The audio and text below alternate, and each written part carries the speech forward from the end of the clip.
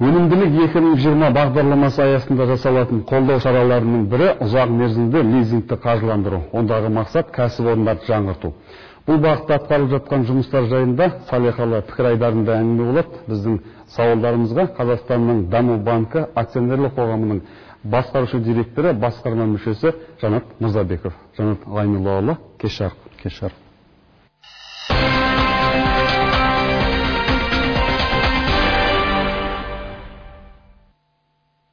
Мырзабеков Жанат Ғайноллаұлы, Қазақстан Даму банкі лизинг акционерлік қоғамының басқарушы директоры, басқарма мүшесі, Қазақ мемлекеттік басқару академиясын бітірген.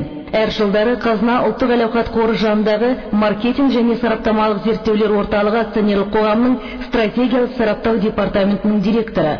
Қазақстан Республикасы президенті әкімшілігінің стратегиялық талдау орталығында сектор меңгерушісі болып қызмет істеді.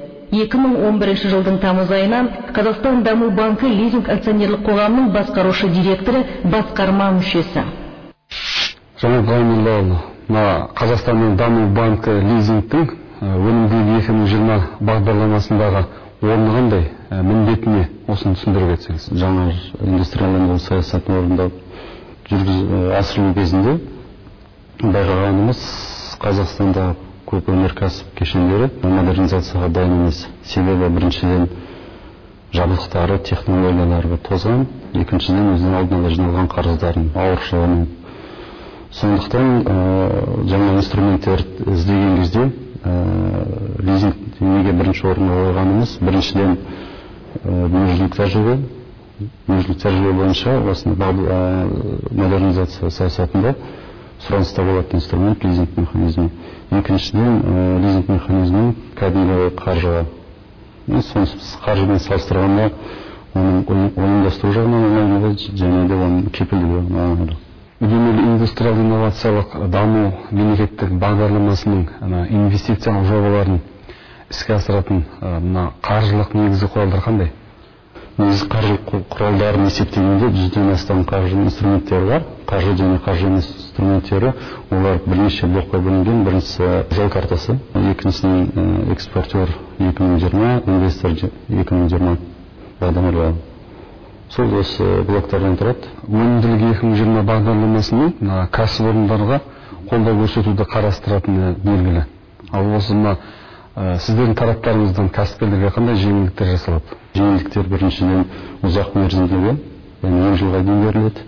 Соң пайызы төмен. Қазақстанда қаржы институттарының арасында осы теңгемен 7,5%-қа дейін береміз. Қанша көлемде? $1 миллион астам. Еліміздің экономикасының нақты қай салалары жаңғыртуды қажет етеді бүгін? Жалпы алғанда Қазақстан бүкіл салалар жаңартуды талап етеді. Бірақ біз өзімізге приоритет ретінде қойғанымыз біріншіден машина шығару саласы, агрокешен салалар, металл өңдеу саласы және транспорт логистика салалары. Өнімділік 2020 бағдарламасының іске асып жатқанына жарты жылдың жүзі болды. Сіздердің тараптарыңыздан нақты не атқарылды?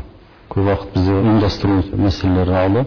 Жаңа Қазақстан индустрия даму институты осы бағдарламаның негізгі операторы. Қазір оның қарағанда 30-дай жобаға қарастырылды.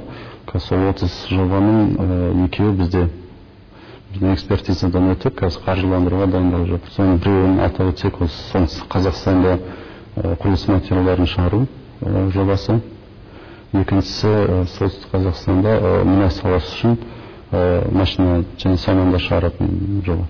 Сұхбатыңызға рахмет, еңбектеріңізге табыс тілейміз. Сау болыңыз.